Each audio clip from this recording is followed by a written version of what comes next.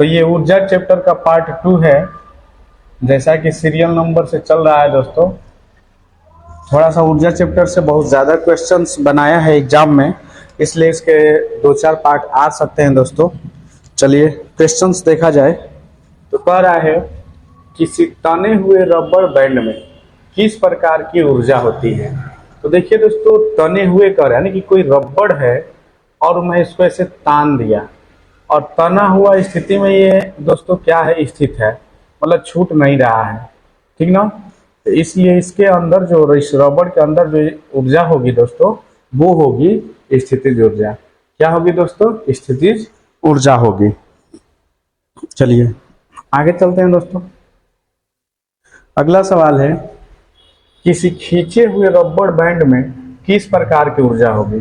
तो देखिए दोस्तों, ये भी खींचा हुआ है, यानी कि कोई रबड़ है और इसको हम इधर से हाथ लगाकर इधर की ओर खींच रहे हैं। F1 इधर की ओर काम कर रहा है और F2 मान लीजिए आपका F2 इधर की ओर काम कर रहा है। ये रबड़ तना हुआ है दोस्तों। सेम टू सेम क्वेश्चन है, केवल पूछने का तरीका बदल दिया है। तो इसमें भी आपका राइट आंसर क्या हो जाएगा दोस्तों? स्थितिज ऊर्जा हो जाएगा, ऑप्शन नंबर ए। अगला क्वेश्चन है दोस्तों, कह रहा है कि इनमें से किसे न तो बनाया जा सकता है और न ही नष्ट किया जा सकता है दोस्तों। तो सिंपल सी बात है, ये चैप्टर ऊर्जा चल रहा है, क्वेश्चंस वहीं से बनाएगा। और ऊर्जा ही एक दोस्त है जिसका ना निर्माण कर सकते हैं हम, ना ही नष्ट कर सकते हैं। केवल इसको चेंज किया जा सकता है दोस्तों एक रूप से दूसरे रूप में। तो किसको? यानी कि ऊर्जा को। ऊर्जा को ना तो बनाया जा सकता है, ना ही नष्ट किया जा सकता है, बदला जा सकता है दोस्तों एक रूप से दूसरे रूप में। अगला सवाल है दोस्तों, यहां पे देखिए, कह रहा है यदि एक वस्तु की गतिज ऊर्जा इसके प्रारंभिक मान का 256 गुना हो जाती है तो नया संरेखीय संवेग होगा। ठीक है दोस्तों, नया संरेखीय संवेग होगा। दोस्तों अब जान जाते हैं कि जो हमारी गतिज ऊर्जा है, ठीक है दोस्तों, गतिज ऊर्जा है वो क्या होता है। गतिज ऊर्जा है दोस्तों वो क्या होता है, 1/2 mv²। मान लीजिए कि ये पहला हमारा गतिज ऊर्जा था। अब कितना परिवर्तित किया गया है दोस्तों, इसको 2 गुना कर दिया गया है, ठीक ना जी।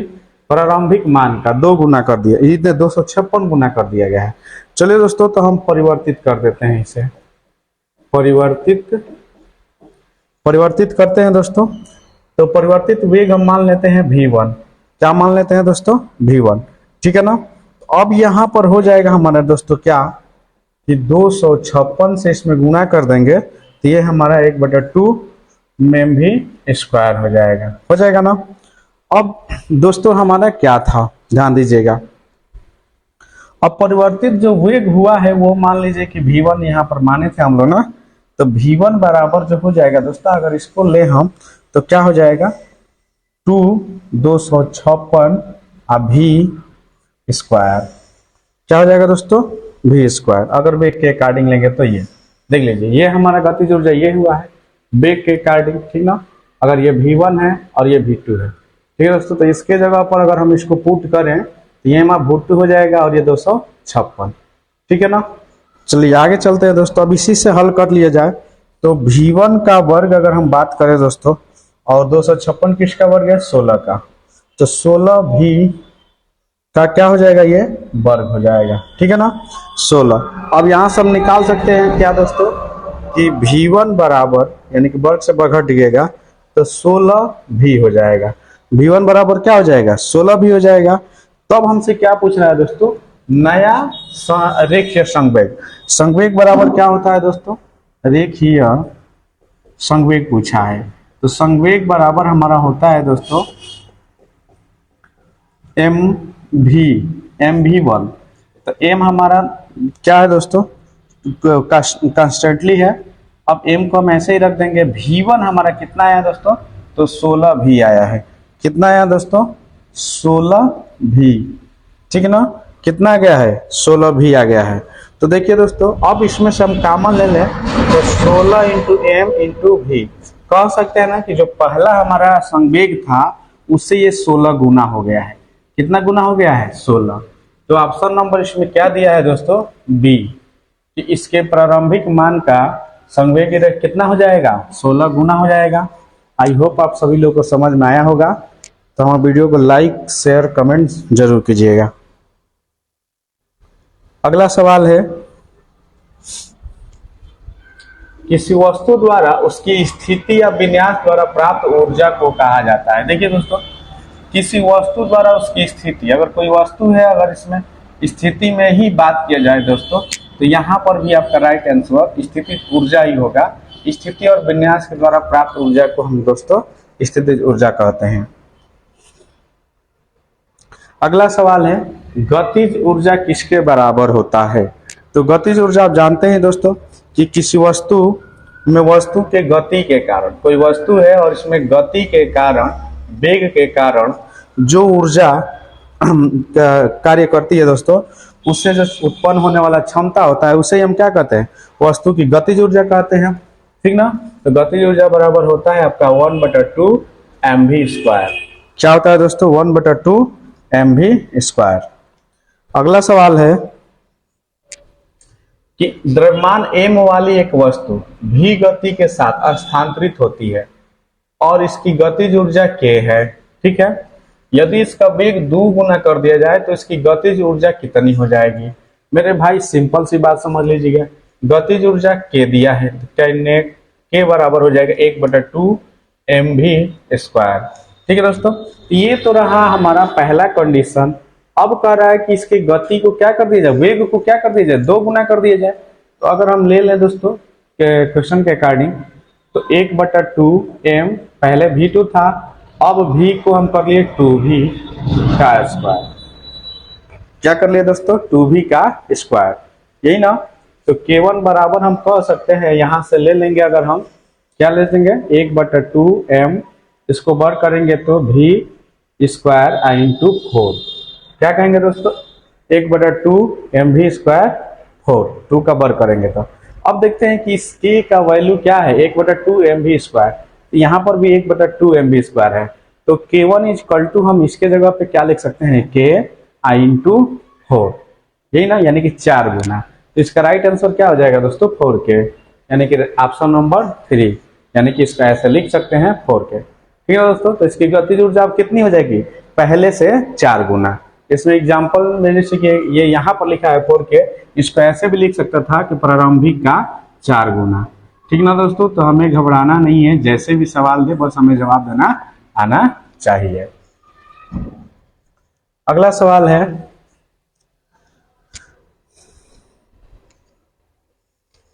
किसी संकुचित स्प्रिंग में सामान्य लंबाई के स्प्रिंग से अधिक ऊर्जा होती है, क्योंकि स्प्रिंग संकुचित होने के कारण इसमें निम्न में से क्या होगा। ठीक है दोस्तों, इसके निम्न में से क्या होगा, ध्यान दीजिएगा। तो दोस्तों यहाँ पर ध्यान दीजिएगा कि संकुचित मतलब दबा देना। क्या कर देना दोस्तों, अगर मान लो यहाँ पर कोई स्प्रिंग है, ऐसे लगा हुआ है, ठीक ना, इस पे हम फोर्स लगा रहे हैं इधर से और इधर से, F1 और F2 फोर्स लगा के इसको कंप्रेस कर रहे हैं। ठीक है दोस्तों, तो इसमें जब कंप्रेस होकर ये जब ऐसे तनी हुई स्थिति में, ऐसे ज्यादा तनी हुई स्थिति में खड़ी है, तो इसमें कौन सी ऊर्जा हो जाएगी दोस्तों, तो इसमें हो जाएगी स्थितिज ऊर्जा। इस संकुचित स्प्रिंग में क्या हो जाएगी, स्थितिज ऊर्जा हो जाएगी। ठीक है ना।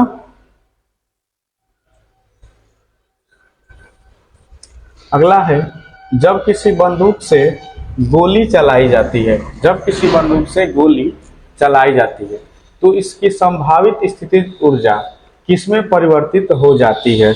मेरे भाई, जब गोली चलेगी तो इसमें वेग उत्पन्न होगा और वेग के कारण जो ऊर्जा उत्पन्न होती है दोस्तों, उसको हम क्या बोलते हैं, गतिज ऊर्जा। क्या बोलते हैं दोस्तों, गतिज ऊर्जा, काइनेटिक एनर्जी। अगला है दोस्तों, कह रहा है यहाँ पे सवाल दिया है कि 5 किलोग्राम और 10 किलोग्राम द्रव्यमान की 2 इस्पात की गेंदों की गतिज ऊर्जाएं समान है। यदि संभावनाएं हो तो कौन सी गेंद तेजी से गति कर रही है। अगर संभावना है तो कौन सी गति तेजी से चल रही है। देखिए, दोनों की गतिज ऊर्जाएं क्या है दोस्तों, k1 बराबर k2 समान है। अब 5 किलो 10 किलो यहाँ पर रखोगे दोस्तों, 1/2 mv² और यहाँ पर रखते हैं दोस्तों 1/2 mv1 स्क्वायर, ऐसे कर लेते हैं। ये 1 इसको 2 मान लो इसका। ठीक है दोस्तों, इसका द्रव्यमान कितना है 1/2 5 × 10 बराबर, इसका क्या हो जाएगा 1/2 10 × v2 का स्क्वायर, यही हो जाएगा। 10 कहाँ से कर दिया, सॉरी, यहाँ पर आपका v1 का स्क्वायर हो गया ना, ये v2 का स्क्वायर। अगर तुलना करें दोस्तों तो यहाँ से काटेंगे हम लोग, तो ये क्या हो जाएगा, कटेगा तो ये हो जाएगा 2.5 v1 का स्क्वायर बराबर, इसको काटेंगे तो 2 × 5 = 10 यानी कि 5 v2 का स्क्वायर, ये हो जाएगा दोस्तों। अब इसको भेजो इधर है, इसको भेजते हैं इधर, तो ये आपका क्या हो जाएगा v1 का स्क्वायर बटा में v2 का स्क्वायर बराबर 5/2/5। अब देखेंगे दोस्तों कि v1 जो पहला हमारा बेग है वो 5 है और दूसरा बेग है वो 2.5 है, तो कौन सा बेग ज्यादा चलेगा दोस्तों, तो 5 किलोग्राम वाला, क्योंकि पहला हमारा जो है ये 5 किलोग्राम वाली गेंद क्या चलेगी दोस्तों, तेज चलेगी। देख लीजिए यहाँ से v1 वेग ही 5 है और v2 वेग 2.5 है। ठीक है दोस्तों, तो यहाँ पर पूछा है सवाल में, तो कौन सी गेंद तेजी से यात्रा कर रही है या गति कर रही है दोस्तों, तो ये 5 किलो वाली गेंद तेजी से यात्रा कर रही है। अगले सवाल कह रहा है दोस्तों कि स्थिति या आकृति में हुए परिवर्तन के कारण एक वस्तु में निहित ऊर्जा को कहा जाता है। ठीक है दोस्तों, तो देखिए परिवर्तन के कारण अगर ऊर्जा उसमें संचित हो रही है दोस्तों, तो उसमें स्थिति आती है जिसे हम कहते हैं स्थितिज ऊर्जा। क्या कहते हैं दोस्तों, स्थितिज ऊर्जा। अगला सवाल है दोस्तों, कह रहे कि यांत्रिक ऊर्जा किसके बराबर होती है।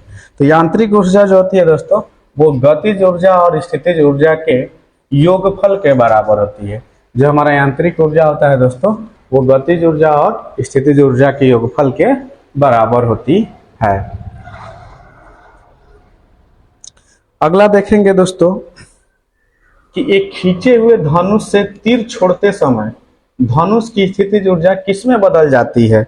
दोस्तों ध्यान दीजिएगा, तीर धनुष छोड़ेंगे तो वह गति में तीर यहाँ से छूटते ही क्या पकड़ लेगा दोस्तों, एक वेग पकड़कर तेजी से भागेगा, इसलिए इसमें क्या हो जाएगा दोस्तों, गतिज ऊर्जा हो जाएगा। उसमें क्या हो जाएगा दोस्तों, गतिज ऊर्जा हो जाएगा।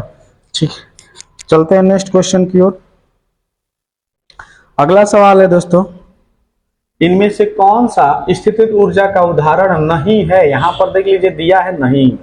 अब देखिए नहीं पढ़ेंगे तो पहले मार देंगे, संकुचित स्प्रिंग में भी स्थितिज ऊर्जा ही होती है। ठीक है जी।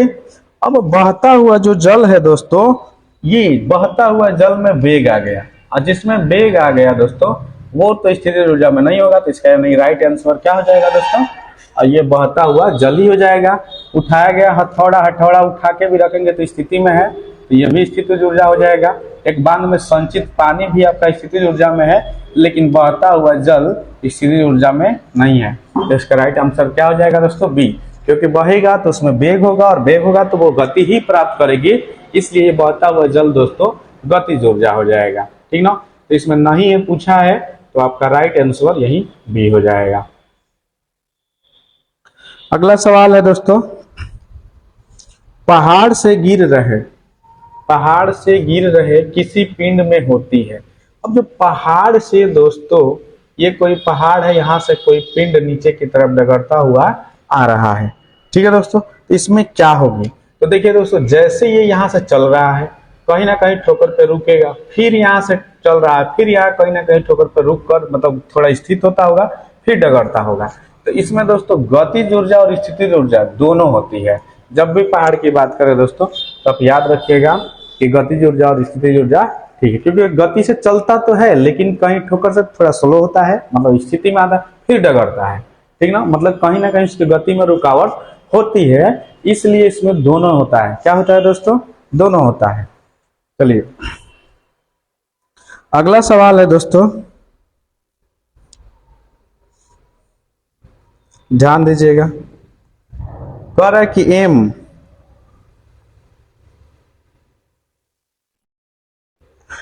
मान मास एम मास कहने का मतलब दोस्तों हो गया आपका क्या, द्रव्यमान, ठीक है। द्रव्यमान के साथ चलती हुई वस्तु की गतिज ऊर्जा E के का मूल्य क्या होगा? यदि इसकी गति को v वेग से बढ़ाकर 2v 2 गुना कर दिया जाए, क्या कर दिया जाए दोस्तों? 2 गुना कर दिया। देखिए सवाल केवल चेंज किया है दोस्तों, लेकिन हम लोग अभी जस्ट पीछे पढ़े थे कि जब भी 2 गुना कहेगा दोस्तों, जब भी इसका दूसरा वेग 2 गुना कहेगा तो वो ठीक हो जाएगा। क्या?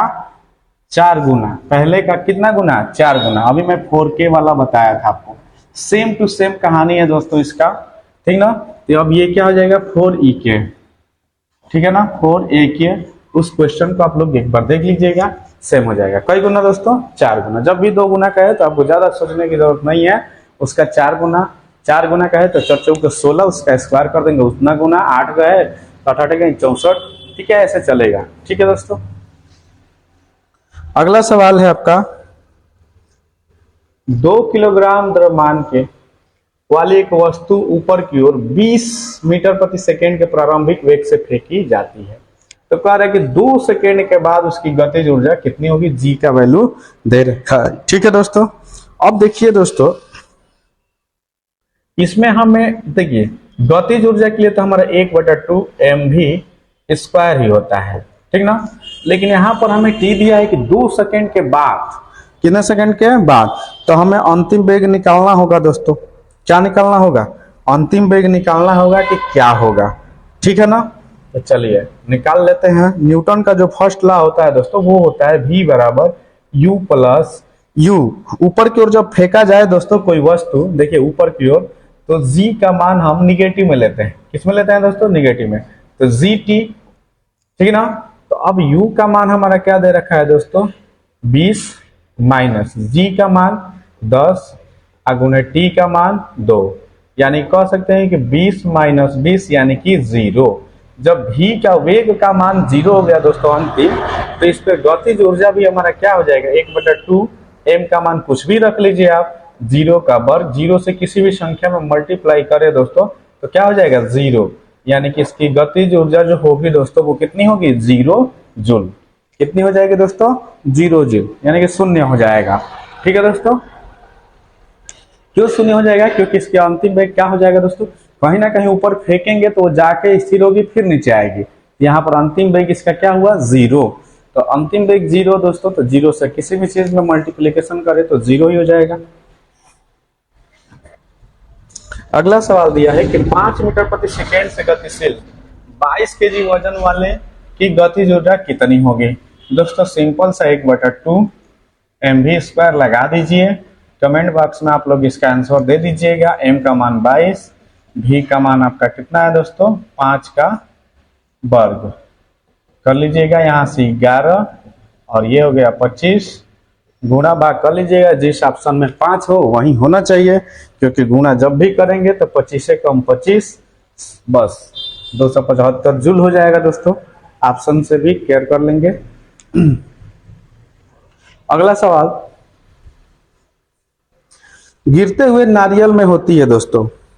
अब गिरता हुआ नारियल पेड़ पर से, जब ये तरकुल का पेड़ है दोस्तों, नारियल का ये झाड़ है जिस पे नारियल लगे हुए हैं, और ये झाड़ किसी हवा की वजह से जब गिरेंगे दोस्तों तो एक सीधी रेखा में यहाँ के धम से पटकेंगे। तो इसमें सिंपल सी बात है कि कौन सी ऊर्जा हो जाएगी? गति, क्योंकि इसमें कहीं रुकावट आ नहीं रहे है। जैसे एक सवाल दिया था कि पहाड़ पर से गिरता हुआ कोई पिंड, तो वो क्या होता है कि पहाड़ डायरेक्टली ऐसे स्लोप नहीं होता है दोस्तों, उसमें उछाल होता है, इसलिए वो रुकता है, फिर चलता है, रुकता है, चलता है। तो उसमें स्थितिज और गतिज दोनों थे, लेकिन यहाँ पर गिरते हुए नारियल में डायरेक्टली दोस्तों वो गिरेगा, इसलिए इसका जो आंसर हो जाएगा वो क्या हो जाएगा? गतिज ऊर्जा। अगला सवाल है, 11 kg की एक वस्तु जब भूमि से 5 मीटर की ऊंचाई पर हो, ठीक है दोस्तों, तब इसमें निहित ऊर्जा ज्ञात करें। अगर जी का मान दिया है दोस्तों 9.8, तो दोस्तों इसमें स्थितिज ऊर्जा बराबर क्या होता है? mgh, ठीक ना। ऊंचाई पर हो यानी कि स्थित होगा है तो स्थितिज ऊर्जा ही निकाल देंगे दोस्तों। तो चलिए m का मान कितना दिया है? 11, g का मान 9.8 और 9 है दोस्तों, ये 9.8 और ये 5 मीटर की ऊंचाई है।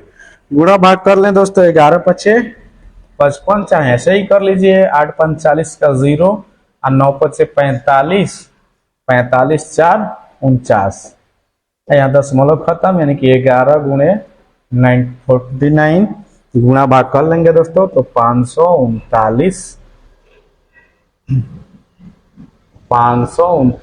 जूल। इसकी स्थिति ऊर्जा 539 जूल, यानी कि ऑप्शन नंबर ए राइट हो जाएगा दोस्तों। अगला सवाल है 14 केजी की एक वस्तु जब भूमि से 5 मीटर की ऊंचाई पर हो, देखिए जब ऊंचाई पर हो कह दिया दोस्तों तो हमें स्थिति ऊर्जा ही निकालना है, U बराबर mgh। इसका आप लोग कमेंट बॉक्स में आंसर दीजिएगा दोस्तों, जरूर दीजिएगा। जब फुल वीडियो देख रहे होंगे वो जरूर कमेंट बॉक्स में आंसर देंगे, क्योंकि जस्ट इसके बैक में इसका सवाल आप लोग को बताया था। अगला सवाल है दोस्तों 15 केजी की वस्तु जब भूमि से हो तब इसमें निहित ऊर्जा, देखिए भूमि पे हो या भूमि से, दोस्तों इसमें छूट गया है, भूमि से 10 मीटर ऊंचाई पे हो, ऐसे है 10 मीटर ऊंचाई पर हो तो इसमें निहित ऊर्जा का मान बताना है, जबकि जी का भी मान 10 दे दिया है दोस्तों। एकदम जब ऊपर हो दोस्तों तो U बराबर mgh लगा देना है, बिल्कुल हो कह दिया तो क्या आ गया 15 गुणे 10 गुणे 10, सिंपली से दोस्तों 15 के आगे डबल जीरो और ये जूल में होगा, क्योंकि ऊर्जा है दोस्तों तो ऊर्जा हम जूल में नापते हैं। इसका राइट आंसर डी हो जाएगा। अगला सवाल है कि किसी वस्तु का गतिज ऊर्जा 120 जूल है, इसका द्रव्यमान 15 केजी है, तो वस्तु का वेग ज्ञात कीजिए। देखिए दोस्तों गतिज ऊर्जा क्या होता है, तो गतिज ऊर्जा बराबर काइनेटिक एनर्जी बराबर होती है दोस्तों 1/2 mv²। आपको काइनेटिक एनर्जी 120 जूल दिया है, 1/2 गुणे m का मान 15 दिया है और v² का मान हमें क्या करना है दोस्तों, निकालना है। तो हम देख सकते हैं दोस्तों 15 वाटे बीछा से, 15 से 8 बार में ये कट जाएगा और 8 इधर आएगा तो 16, v² बराबर 16, तो v बराबर क्या हो जाएगा अंडर रूट में 16 यानी कि 4 मीटर प्रति सेकंड। वेग है तो क्या आ जाएगा दोस्तों 4 मीटर प्रति सेकंड। इसका राइट आंसर आपका, देखिए थोड़ा सा मिस्टेक हो गया, बी होना चाहिए और ये डी, इसमें ये हो जाएगा 4 मीटर प्रति सेकंड। माइनस वाला होगा दोस्तों, फंसाने के लिए ये दिया है, देखो 4 मीटर प्रति सेकंड है, जब इसको ऊपर ले जाएंगे दोस्तों तो हम लिखते हैं 4 इस पर -1। तो ध्यान देंगे, क्वेश्चन ऐसे ही फंसाने के लिए दे देता है विकल्प।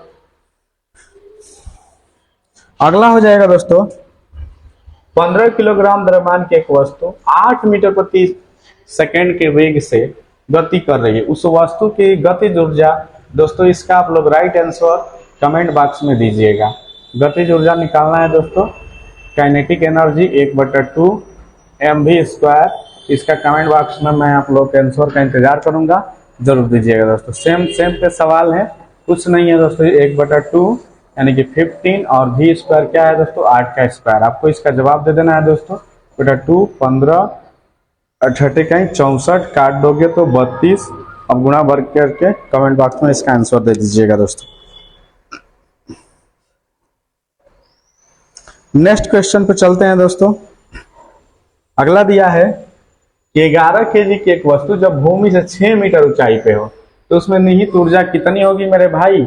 ऊंचाई पर हो, जब भी हो कह दिया तो U बराबर mgh लगा देंगे और इसका आंसर आप लोग कमेंट बॉक्स में जरूर दीजिएगा, ताकि पता चले कि आप सभी लोग को समझ में आया है कि नहीं आई है। अगला सवाल,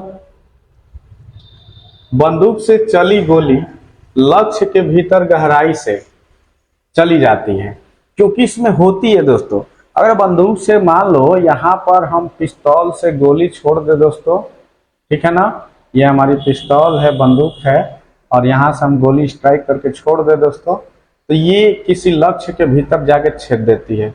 क्यों छेद देती है दोस्तों, आप सभी लोग को मालूम होगा कि इसमें गति होती है। क्या होती है दोस्तों, गति, इसलिए कहा जाएगा गतिज ऊर्जा।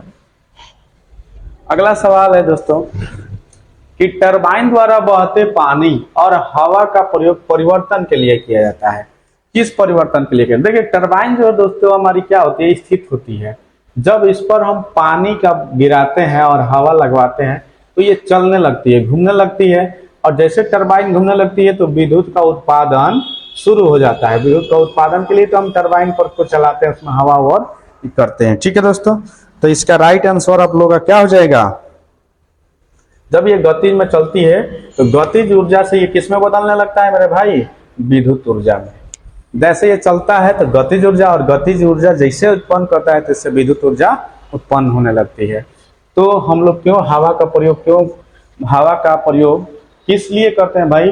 परिवर्तन के लिए। तो गतिज ऊर्जा को विद्युत ऊर्जा में बदलने के लिए। ठीक ना? और आज के सेशन का ये लास्ट सवाल है दोस्तों। आगे हम मिलेंगे फिर अगले पार्ट्स में आप सभी के साथ। ठीक है ना? तो हमारे वीडियो को शेयर ज्यादा से ज्यादा कीजिएगा, अच्छा लगे तो लाइक शेयर, और जो भी नए हैं वीडियो पे उसको दोस्तों उसको लाइक और कमेंट कर लीजिएगा। ठीक है, चलिए दोस्तों, यहाँ पर कह रहा है कि 0.5 किलोग्राम द्रव्यमान का एक घन चिकनी सतह पर 2 मीटर प्रति सेकंड की गति से चल रहा है। वह 1 किलोग्राम के एक अन्य वस्तु से टकराता है और वे दोनों एकल वस्तु के रूप में साथ में आगे बढ़ते हैं। ठीक है ना? तो टकराव के दौरान हुई ऊर्जा की क्षति ज्ञात करना है दोस्तों। हुई ऊर्जा की क्षति ज्ञात करना है। ठीक ना? तो दोस्तों अब हम क्या करेंगे, देखिए टकराने से पहले, ये टकराया हुआ, बहुत अच्छा सवाल दिया है दोस्तों। टकराने से पहले का संवेग लीजिएगा। टकराने से पहले का संवेग अगर हम लें दोस्तों तो वो बराबर हो जाएगा टकराने के बाद का। ये संरक्षण सिद्धांत का नियम है दोस्तों, m1 m2 बराबर m2 m1 v1। इसी पे हम लोग करेंगे दोस्तों, टकराने के बाद का वेग। ये आप पढ़े होंगे दोस्तों, चलिए नहीं पढ़े हैं तो जान लीजिए। इसमें कर लेंगे दोस्तों m1 v1 plus m2 v2। जब जुड़ गया तो अब जुड़ने के बाद दोस्तों जब m1 और m2 एक हो गया तब किस वेग से चल रहा है दोस्तों? तो v से। ठीक ना? किससे चल रहा है दोस्तों? v से। चलिए मान रख देते हैं दोस्तों। इसमें कहा है कि 0 पॉइंट इतने का। ठीक ना? पहले रखते हैं 0.5 गुणे 2 प्लस, अब ये कह रहा है कितना? 1 किलोग्राम है दोस्तों। इसमें कितना वेग था? ये तो स्थिर था, तो इसका वेग कितना हो गया? 0 स्थिर था दोस्तों। क्योंकि देखिए दूसरा क्या करे कि 1 किलोग्राम के अन्य वस्तु से टकराने पर यहां से जब ये यहां पर मान लीजिए कि 1 केजी का वस्तु था। ठीक ना? और ये हमारा 0.5 केजी का है। जब यहाँ से गति करते हुए इसमें टकराता है तो ये जुड़ जाता है दोनों एक ही में, फिर आगे बढ़ते हैं। ठीक है दोस्तों?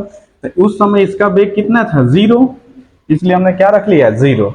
अब देखिए पहला वाला था आपका 0.5 और दूसरा वाला था 1। ठीक है दोस्तों? अब टकराने के बाद क्या कर रहा है दोस्तों? ऊर्जा की गति वो पूछ रहा है। तो सबसे पहले हम यहाँ से भी निकाल लेंगे, क्योंकि हमको भी निकालना पड़ेगा। तो कर लीजिए, इसको गुणा करेंगे तो 5 दूनी का 10, 1 0 जोड़ लेंगे तो वही जगह बराबर, ये जोड़ेंगे तो कितना हो जाएगा भाई? 1.5 इंटू भी का मान कितना आ जाएगा यहाँ से आपका? तो भी का मान आ जाएगा दोस्तों 1/1.5 मीटर प्रति सेकेंड। इसके हिसाब से चल रहा है दोस्तों। अब हमें क्या निकालना है? ऊर्जा निकाल देना है। क्या निकाल देना है दोस्तों? तो ऊर्जा निकाल देना है। तो निकाल दिया जाए कि कितना कमी हुआ। ठीक ना जी? तो देखो ऊर्जा में कितनी क्षति होगी? जितना इसके गतिज ऊर्जा में क्षति होगा। ठीक है ना दोस्तों? तो चलिए निकालते हैं ऊर्जा में क्षति। ऊर्जा में क्षति बराबर गतिज ऊर्जा में 36, क्योंकि ये गति के कारण ही क्षति हो रही है। गतिज ऊर्जा में 36। ठीक है दोस्तों? अब हमारा ऊर्जा में 36 क्या हो जाएगा? वहीं रख लेंगे 1/2 mv²। उसके बाद आपका ये कितना? 36 हो रहा है ना, तो यहाँ से घटा लेंगे कितना क्षति हो रहा है? -1/2। अब इसमें हम m1 m2 यानी कि जो बड़ा वाला ये बना था m1 इंटू m2 v2²। ठीक है दोस्तों? रख लीजिए मान 1/2, m के मान 0.5। ठीक है? और v का मान कितना दिया था? 2 का स्क्वायर, माइनस फिर कर लेंगे 1/2 और ये जोड़ लेंगे तो 1.5 हो रहा था दोनों मिला के, सिंपल सा। और v का मान कितना? 1.5 है ना, अगर दोस्तों इसको हम 0 से हटाना चाहें, मतलब दशमलव को हटा दे सीधा सीधा, तो 10 हो जाएगा ऊपर, नीचे हो जाएगा 15, काट देंगे तो 2 पचे 15, 3 पचे 2 पचे 10, 3 पचे 15, इसको लिख लेंगे यहाँ से 2/3 का वर्ग। हल कर लेते हैं दोस्तों, ठीक ना। इसको हल करेंगे तो क्या हो जाएगा, 4 यहाँ से 1 2 से ये 2 कट जाएगा, 2 यानी कि 1 ही हो जाएगा। ध्यान दीजिएगा कितना हो जाएगा, 1 हो जाएगा। माइनस का अब इसको करेंगे दोस्तों तो ध्यान दीजिएगा, 1 2 से ये 1 2 का काम और जाएगा, ये हो जाएगा 1.5 दूनी का 3, और ये हो जाएगा आपका तितली का 9। क्या हो जाएगा, तितली का 9। इसको काट देंगे तो क्या हो जाएगा, 1/3, यानी कि 1 माइनस 1/3, 3 एलसीएम ले लो तो 3 माइनस 1 यानी कि 2/3। अब 2/3 दे रहा है, ऑप्शन में नहीं दे रहा है, 3 से भाग दे देंगे तो 20, 36 18 यानी कि 6 6 आता रहेगा। कितना आ जाएगा, तो 0.67 दिया है, तो ये हो जाएगा क्या, ऑप्शन नंबर सी। इसका राइट आंसर कितना हो जाएगा दोस्तों, तो क्षति हुई है कितने का, 0.67 जूल का। कितने का दोस्तों, 6 जूल का। तो देखिए दोस्तों सवाल ऐसे ही देगा, अगर हम लोग प्रैक्टिस करते रहेंगे तो बड़ा से बड़ा सवाल भी हमारे लिए क्या हो जाएगा, आसान हो जाएगा। ठीक है, जय हिंद जय भारत।